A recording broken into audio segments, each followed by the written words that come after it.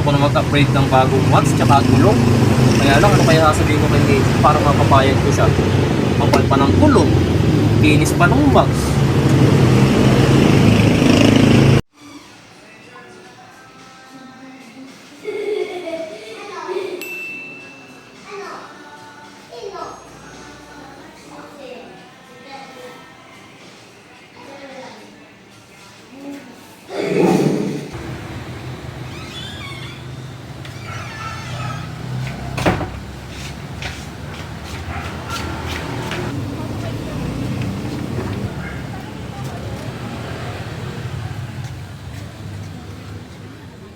Naku, walang error code ah. Paano kaya gagawin ko nito? Na.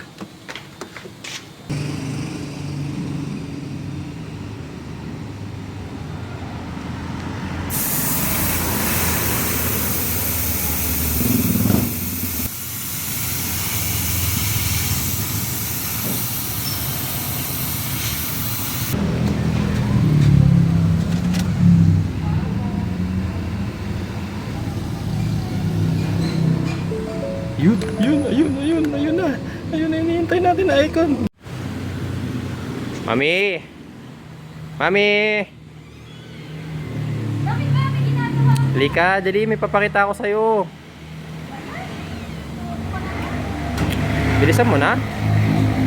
Kailangan na natin magpalit ng mags tsaka gulong dito sa Everest. Tingnan mo muna. Halika rito, halika dito. Kunin mo yung susi, ayun. Kunin mo yung susi. Buksan mo yung ignition switch. Sige. Okay, buksan mo lang. Huwag na start. Buksan mo lang. Sige pa, on mo pa. Hindi pa naka-on yata eh. Yan. Oh. Oh. Ano lumabas? May tumutunog, di ba? Oh, ano lumabas? Katabi ng check engine. Nakita mo yung icon na yon? Ayun. Yun, yung may ilaw? Oo, nakita mo yan? Oo. Oh. Basahin mo yung nandiyan sa cellphone, dali. Oh, sabi ng viewer natin. Oh, ano sabi? Madaming feature ang Ford na di naman kailangan tulad ng sensor sa tire. Pag daw tumunog, papalitan ka rin okay at makapal pa. Oh, ano? Ano nakalagay?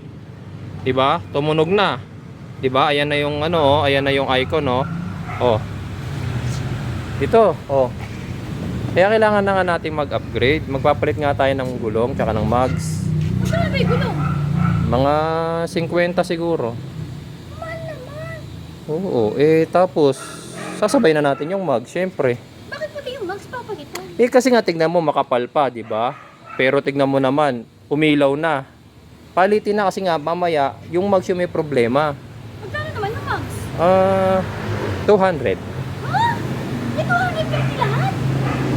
Gawin mo ng 300 kasi mamaya kapag nandun na ako, biglang sabihin pa may iba pang kailangan palitan. Sige na. Payagan mo na ako kasi nga, yung viewer na natin may sabi, hindi ka pa naniniwala. Ikaw rin, maaabala yung biyahe natin pag di natin pinalitan ng mags tsaka gulong yan. Bahala akong bibili ka. Sayang naman ang kapal ko. Basta, pumayag ka na. Pumayag na.